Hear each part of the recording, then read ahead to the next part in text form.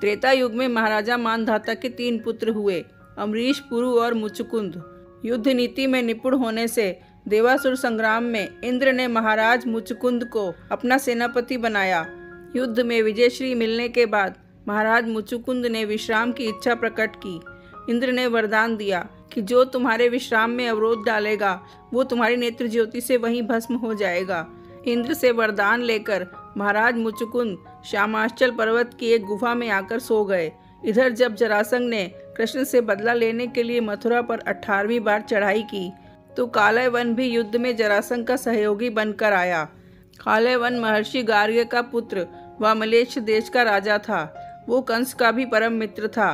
भगवान शंकर से उसे युद्ध में अजय का वरदान भी मिला था।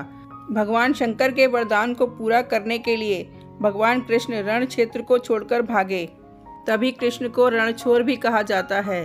कृष्ण को भागता देख कालयवन ने उनका पीछा किया।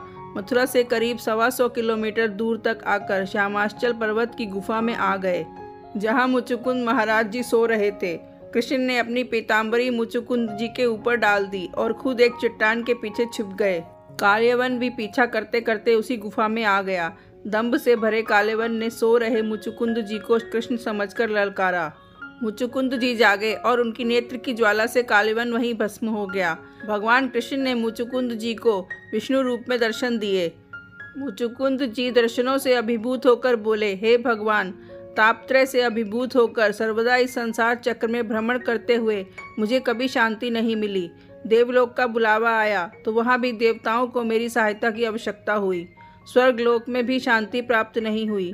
अब मैं आपका ही अभिलाषी हूँ। श्री कृष्ण के आदेश से महाराज मुचुकुंद जी ने 5 कुंडीय यज्ञ किया। यज्ञ की पूर्णाहुति ऋषि पंचमी के दिन हुई।